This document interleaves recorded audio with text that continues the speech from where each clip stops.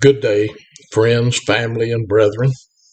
Many of you might remember that I did what I called GE on the porch for a relatively long time. Well, BB and I have moved to Marion, North Carolina, and we no longer have a porch. Both of us have gone through some very difficult physical problems since that series, and as a matter of fact, we still are. Now, that series is still on my YouTube channel.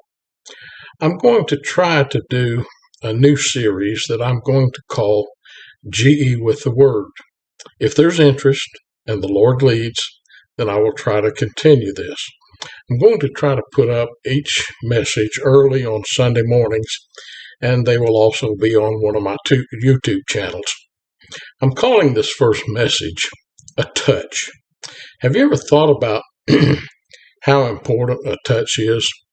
We have many examples in the Bible.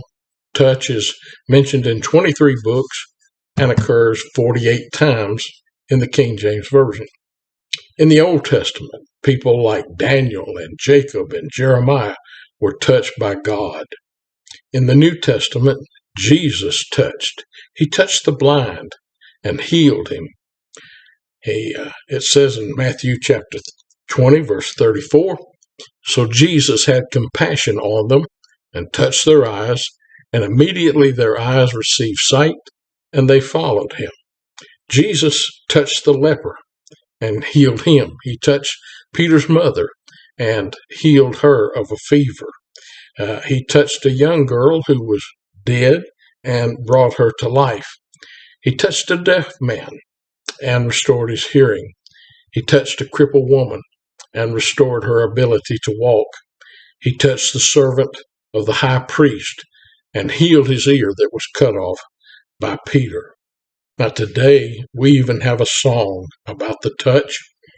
It says, "Shackled by a heavy burden, 'neath a load of guilt and shame, then the hand of Jesus touched me, and now I am no longer the same. He touched me.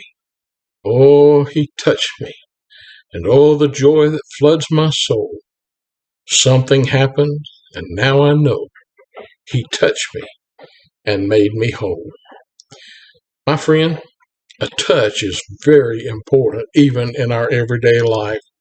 You know, we shake hands, and by doing so, we acknowledge our concern for one another when we meet.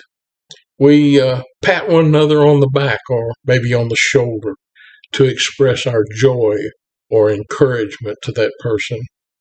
We pat small children on the head to express an innocent concern for them. We hug to express joy in meeting or in sympathy in hard situations.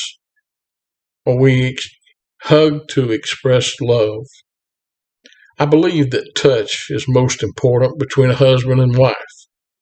Maybe while we're sitting side by side in church or while driving. Maybe it's just a brief holding of the hands, but it's a touch. Maybe a touch while in a crowd to say to your spouse, "You're more important than anyone else here." Or while we're lying in bed just before going to sleep, or in the night if both should rouse, or in the morning upon awakening. A touch means I care, I hear you, I support you, and I love you. Some people, unfortunately, find it difficult to touch, and that's sad. God touched. Jesus touched. We need to touch appropriately, and we need to be touched. May God bless and guide you this day.